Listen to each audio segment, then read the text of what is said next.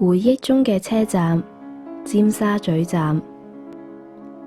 九廣鐵路嘅定線計劃入面，終點站設喺尖沙咀。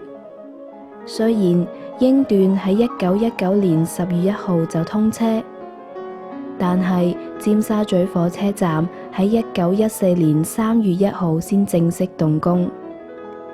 因為第一次世界大戰喺歐洲爆發，影響咗由英國運過嚟嘅物料，車站內部工程一度需要暫停。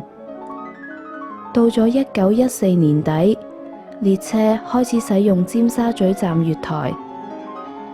尖沙咀站嘅鐘樓喺1915年完工，而成個車站喺1916年3月28號全面竣工。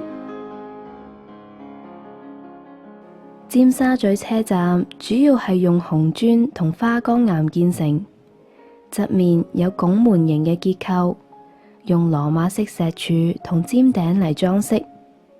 主建築2層高，成個車站最高嘅部分係45米嘅鐘樓，另外仲有7米長嘅避雷針。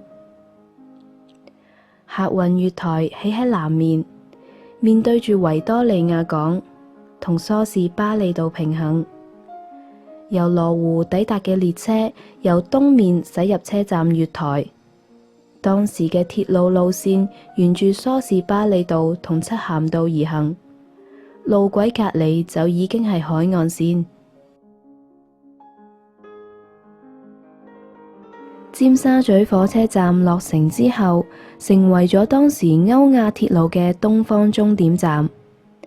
此外，唔少旅客要喺尖沙咀區停留，吸引咗嘉道理家族喺車站對面興建半島酒店。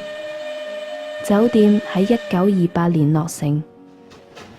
當時香港島同九龍嘅交通只有渡輪服務，唔少搭客使用鄰接嘅天星碼頭搭乘天星小輪來往中環。每日早上6點半會開出首班列車。